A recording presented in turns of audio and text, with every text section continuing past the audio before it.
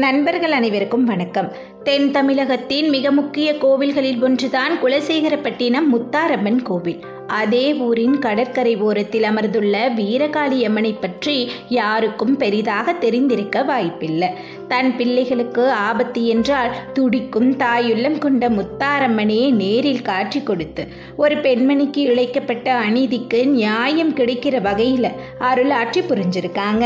அந்த பெண்மணி வீரகாளி வீரமனோகரி என்ற பெயரோடு குலசேகரப்பட்டினத்தில் தனக்கென ஒரு சன்னதி கொண்டு தன்னை வழிபட வரும் பக்தர்களுக்கு வேண்டும் வரம் அருள் புரிந்து வர்றாங்க. மக்களின் பிரச்சனை எல்லாம் தீர்த்து வைக்கிற இந்த வீரகாளியை இன்றைக்கு வரைக்கும் சங்கிலியால கட்டி போட்டு வச்சிருக்காங்க. பிறந்த குழந்தைகளை கண்டிப்பா இந்த அம்மன் கிட்ட கூட்டிட்டு போய் ஆசி வாங்கி வர்ற பழக்கம் இன்றைக்கு வரைக்கும் இருந்து வருது. இதன் பின்னாடி இருக்கும் வரலாறு பல ஆச்சரியமூட்டும் தகவல்களை உள்ளடக்கி இருக்கும். வாங்க இப்ப வீடியோக்குள்ள போகலாம். கேரளாவில் மாந்திரீகங்கள் மட்டுமே குலத்தொழிலாக செய்து வருகின்ற நம்பூதிரி குடும்பத்தை சேர்ந்தவள் தான் மனோகரி. இவளோட மூத்த அண்ணன் பேரு உன்னிக்கண்ணன். பிறந்தது முதலே அண்ணன் தங்கை 2 பேரும் சீரு சிறப்புமா வளர்க்கப்பட்டாங்க. 18ஆம் நூற்றாண்டு காலங்களில் நம்பூதிரிகள் தான் மிக உயர்ந்த ஸ்தானம். மலையாள பிராமணர்கள்னு சொல்லலாம். ஊருக்குள்ள எந்த ஒரு விஷயமும் இவங்களுக்கு தெரியாம நடக்காது.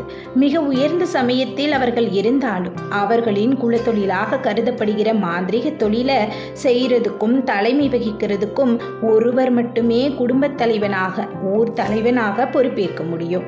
அவர்களுக்குள் அவர்களே போட்டுக்கொண்ட சட்டம் ஒன்று உண்டு. அது என்னன்னா, ஒரு நம்பூதிரி குடும்பத்தில் முதலில் பிறக்கும் ஆண்மகனுக்கு மட்டுமே தொழில் மற்றும் சொத்து தலைமை பங்கு அனைத்தும் கிட்டும். ஆனால் அடுத்து பிறக்கும் ஆண் குழந்தைக்கோ பெண் குழந்தைக்கோ அதை பெற்றுக்கொள்ள உரிமை மறுக்கப்பட்டது. அப்படித்தான் மனோகரியின் உரிமையும் பறிக்கப்பட்டது.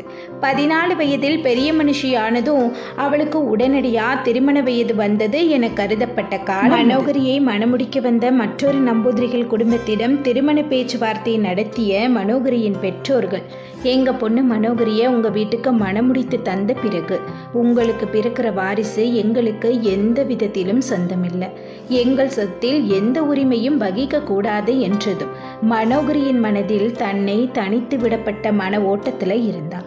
ஆனால் அதே வீட்டில் மனோகரியின் அண்ணன் உன்னிக்கண்ணனுக்கு அவர்களின் தந்தை நம்பூதிரி மந்திர தந்திரங்களை கற்றுக் கொடுக்கிறாரு.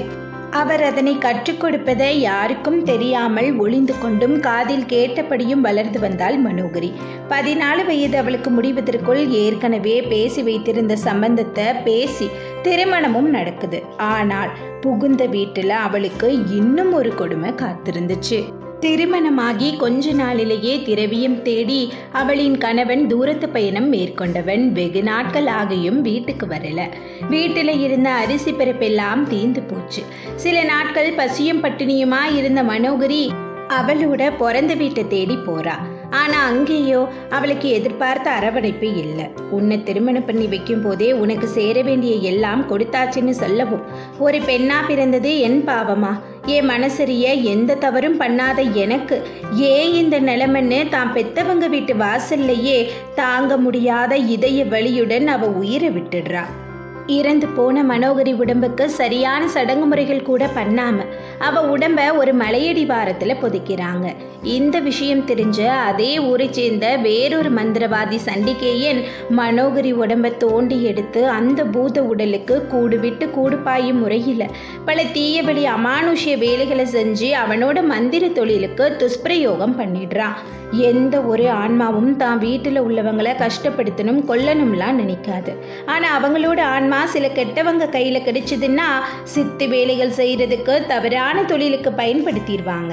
இதனால தான் நம் முன்னோர்கள் மூத்த பிள்ளைகளுக்கு இளைய பிள்ளைகளுக்கு பெண் பிள்ளைகளுக்குன்னு ஒவ்வொரு விதமான சடங்கு முறைகளை வச்சிருக்காங்க. சண்டிகேயன் மனோகரி ஆன்மாவை குட்டிச்சாத்தான் உடம்புல ஏவி அவளோட பெத்தவங்க வீட்டுக்கு அனுப்புறான். தனக்கு நடக்கிற தவறுகளும் அநியாயங்களும் அவளுக்கு தெரிஞ்சாலும் பாவம் அவளால் ஒன்றுமே பண்ண முடியல. அந்த சண்டிகேயன் ஆட்டி வைக்கிற சூனிய பொம்மையாக தான் செயல்பட முடிஞ்சது. இதையெல்லாம் சண்டிகேயன் எதுக்காக செய்கிறான்னா வெறும் பழி வாங்கிறதுக்கு மட்டுமல்ல. மனோகரி அண்ணன் மனைவி வயிற்றில் இருக்கும் குழந்தை பிறந்த அடுத்த மாதத்தில் எண்ணி 41வது நாள் நரபலி கொடுத்தா அவனுக்கு அதீத சக்தி கிடைக்கும்ங்கிறதாலையும் தான். ஆனால் இதெல்லாம் எதுக்கு பண்ணுறான்னு தெரியாமலேயே மனோகரி ஆவி குட்டிச்சாத்தான் கட்டுப்பாட்டுக்கு கீழே வேறு வித சித்து வேலைகளை செஞ்சு தருது. மனோகரியின் அண்ணன் மனைவிக்கு நிறைமாதமானதும் வீட்டின் கொல்லப்புறத்தில் இருக்கிற கேணியில் தண்ணீர் இறைச்சிட்டு இருந்தா தான் சுகப்பிரசவத்திற்காக வேண்டி. அந்த சமயம் சண்டிகேயன் ஒரு கொடூர திட்டம் போட்டான். இந்த சமயத்தில் குட்டிச்சாத்தானை ஏவி விட்டா கிணத்துல தவறி விழுந்து இறந்துட்டா, வயிற்று குழந்தை கிணத்துல மூழ்கிடுச்சுன்னு ஊர் மக்களும் நம்பிடுவாங்கன்னு நினச்சி அதே மாதிரி குட்டிச்சாத்தானை ஏவி விட்டான். ஆனால் மனோகரி ஆவியும் வலுக்கட்டாயமாக அந்த குட்டிச்சாத்தான் கூட பயணம் செஞ்சு வந்த வேலைக்கு ஏதோ ஒரு உயிரை பழி வாங்கித்தான் ஆகணும்னு வேற வழியும் இல்லையேன்னு கிணற்று ஓரமாக நின்ன மனோகரியோட அம்மாவை கிணத்துக்குள்ளே தள்ளிடுது. கிணத்துக்குள்ள மூச்சு திணறி தத்தளிக்கிற மனோகரி அம்மாவுக்கு குட்டிச்சாத்தானும் மனோகரியின் ஆவியும் நிற்கிறது தெரியுது. ஆனால் ஒன்றுமே பண்ண முடியல. மனோகரி அம்மா இறந்து போயிடுறா. ஆனால் மனோகரி அண்ணனுக்கு மட்டும் தன் தாயின் இருப்பில் சந்தேகம் ஏற்பட்டு சோழி போட்டு பார்த்து உண்மையை கண்டுபிடிச்சாலும் கருவின் குழந்தைக்குண்டான கெடுநாள் மட்டும் அவனுக்கு தெரியல. பிறகு மனோகரி ஒரு கட்டத்தில் தான் அண்ணன் பூஜையில் அமர்ந்திருந்த போது நெருப்பில் தோன்றி உண்மையை சொல்றா. கண் கலங்கிய அண்ணனும், மனோகரி, என் மனைவி பிள்ளை உயிரை காப்பாற்றின நீ இனிமே எனக்கு தெய்வம், உன்னை என் குல தெய்வமா நான் வணங்குறேன் என்று சிறு கோவில் எழுப்பி வீரமனோகரி என்ற பெயருடன் வழிபட ஆரம்பிச்சான். சண்டிகேயன், எந்த பெஞ்சு குழந்தை உயிரை காப்பாற்ற நீ நினைச்சியோ அதே குழந்தை இறக்க நீயே காரணமாயிருப்பன்னு சொல்லி அதற்கான வேலைகளை ஒரு புறம் செஞ்சுட்டு இருக்கா. மனோகரி அன்னைக்கு குழந்தையும் பிறக்குது. நடக்க போற ஆபத்தை உணராத மனோகரி குடும்பமே சந்தோஷத்துல இருக்காங்க. 40 நாள் தீட்டு கழிந்ததும் குழந்தைய கையில எடுத்துக்கிட்டு மனோகரி அண்ணன் தன் தங்கை கட்டிய கோவிலுக்கு சென்று சிலையின் காலடியில் போட்டுட்டு சற்று ஓய்வெடுத்தான். தன்னை அறியாமல் கண்ணையர்ந்து உறங்கியும் விட்டான். கண் விழித்து பார்த்த போதுதான் குழந்தை ஞாபகம் வந்தது. கோவிலின் கதவுகள் மூடப்பட்டிருந்தது. தன் மனைவிதான் குழந்தையை எடுத்து சென்றிருக்க வேண்டும் என நினைத்து வீட்டிற்கு சென்று மனைவியிடம் கேட்க அதிர்ச்சி அடைந்தவள் தன் குழந்தை எங்கே என துடிதுடிக்க ஆரம்பித்தாள். நான் சும்மா தான் கேட்டேன். குழந்தைய பத்திரமா கொண்டு வருகிறேன் என கோவிலுக்கு வந்து குழந்தை எங்கே என தேடி கோவில் கதவை உடைக்க முயற்சித்தான். ஆனால் அவனுக்கு இப்போதுதான் சற்று உயிர் கிடைத்தது போல் இருந்தது. ஏனெனில் குழந்தையின் அழுகை குரல் கருவறையின் உள்ளே கேட்டது. தங்கையே, குழந்தை பசியில் அழுகிறது என்றான். அதற்கு பதில் கூறிய மனோகரி, நான் குழந்தையுடன் ரொம்ப இஷ்டமா விளையாடுகிறேன், என்னை விட்டுவிடு என்று கூறியுள்ளார். ஆனால் தன் குழந்தை உடனே வேண்டும் என்றதால், சரி அண்ணா, கோவிலின் பின்புறம் மடத்து துளை அருகே வா, பிள்ளையை தருகிறேன் என்று கூற அவனும் போய் நின்றிருக்க மடப்புற துளை வழியாக குழந்தையின் கால், கை, தலை என துண்டு துண்டாக கிழித்து கொடுக்க பதறி துடித்து போனான் மனோகரி அண்ணன். ஆனால் இப்படிப்பட்ட காரியம் செய்தது மனோகரி அல்ல, சண்டிகேயன் என தெரியாத அவள் அண்ணன் மந்திர கட்டுகள் பல கட்டி அவளின் ஆன்மா கேரள எல்லைக்குள்ளேயே நுழையாதபடி கடலில் வீச அதன் முடிச்சுக்கள் கரை ஒதுங்கியது குலசேகரப்பட்டினத்தில்.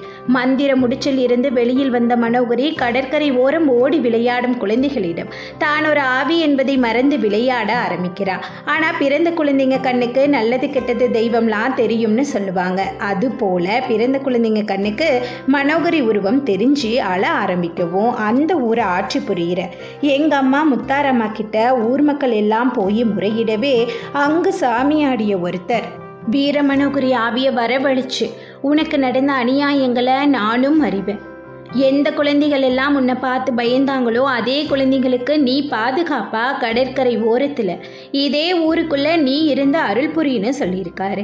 ஆனால் எத்தீங்கும் அறியாத உன்னோட ஆன்மா யாராலையும் இனிமையாவது தவறான முறையில் பயன்படுத்தக்கூடாதுங்கிறதாலையும் உன்னோட சிலைக்கு சங்கிலி அணிவிக்கிறோம்னு சொன்னதால இந்த வீரமனோகரி சிலை என்றளவும் சங்கிலியால் கட்டப்பட்டிருக்கும்.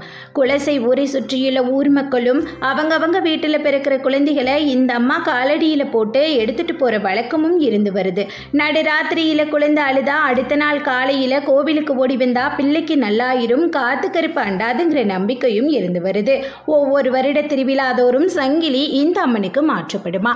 இந்த வீடியோ எப்படி இருந்துச்சுங்கிற உங்களோட கருத்துக்களை மறக்காம கமெண்ட் பண்ணுங்க.